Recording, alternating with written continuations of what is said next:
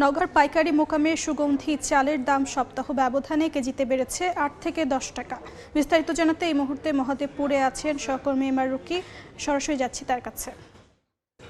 চলতি সপ্তাহে অস্বাভাবিকভাবে এই সুগন্ধি চিনি আতপ চালের দাম বাড়ানো হয়েছে এই নওগাঁর পাইকারি মোকামে। আমরা দেখছিলাম বস্তা প্রতি 450 থেকে 500 টাকা পর্যন্ত এখানে বাড়িয়েছেন এবং এই হঠাৎ করে এই বাড়তি দরের প্রভাব কিন্তু খুচরা বাজারও আমরা লক্ষ্য করছি। বিশেষ করে যে চাল বিক্রি হয়েছিল সুগন্ধি 120 টাকা প্রতি কেজি, সেটা কিন্তু এই মুহূর্তে খুচরা বাজারে 140 টাকা করে এখানে বিক্রি করছেন। এবং স্থানীয়ভাবে যেসব মিলার বা ব্যবসায়ী রয়েছেন তাদের যুক্তি হলো ধানের কিছুটা সংকট রয়েছে, এই কারণে দাম হঠাৎ করে লাফিয়ে বাড়ানো হয়েছে। এবং প্রতি বস্তায় আমরা দেখছিলাম যে বস্তা ৬,২০০ টাকা, সেটি কিন্তু এই মুহূর্তে ৬,৭০০ টাকা সুগন্ধি চিনি আতপ বিধান 34 জাতের ধান, যেটি এই চাল কিন্তু তারা বিক্রি করছেন।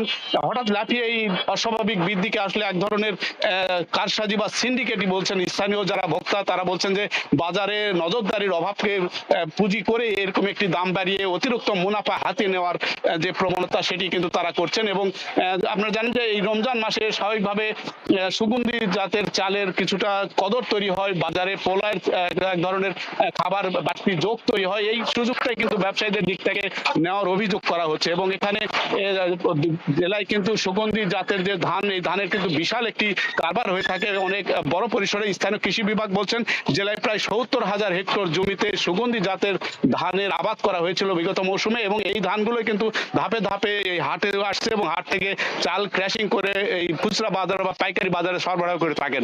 সব মিলে হঠাৎ কিন্তু এরকম বাড়তি দরের প্রভাব একেবারে অযৌক্তিক বলছেন এবং স্থানীয়ভাবে বাজার তদারকি, মিল পর্যায়ে তদারকির দাবি জানাচ্ছেন ভোক্তারা। এই ছিল সার্বিক নওগাঁয় সুগন্ধি জাতের চালের অস্বাভাবিক দরের খবর আমার কাছে। যুক্ত ছিলাম নওগাঁয়।